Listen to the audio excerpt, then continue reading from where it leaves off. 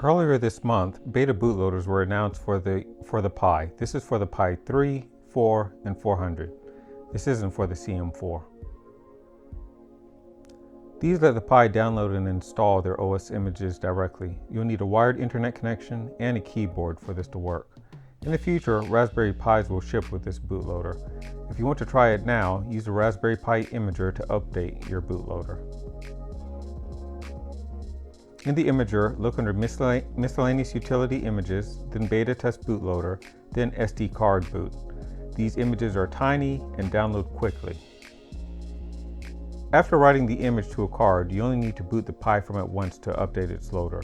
If your Pi is already running an OS, set its memory card aside. You can restore it after the bootloader has been updated. Now that the bootloader is on the card, insert it into the Pi.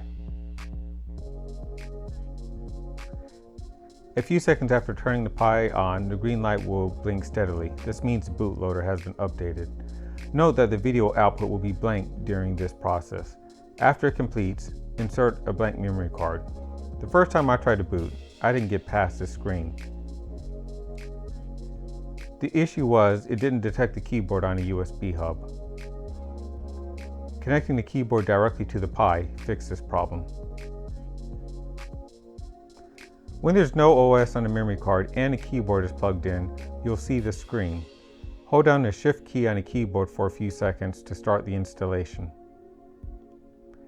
If it has an internet connection through a wired connection, it will download the Pi imager.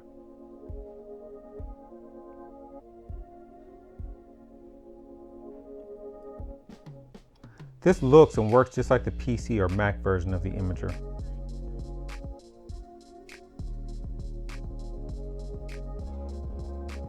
It displays a wide range of OS images from which you can select.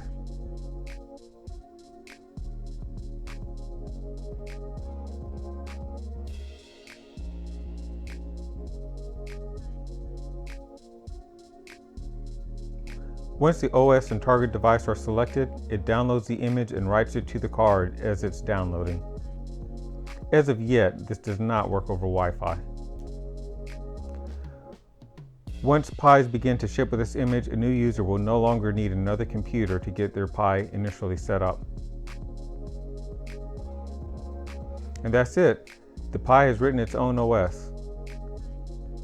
From here, you can configure the Pi as you normally would.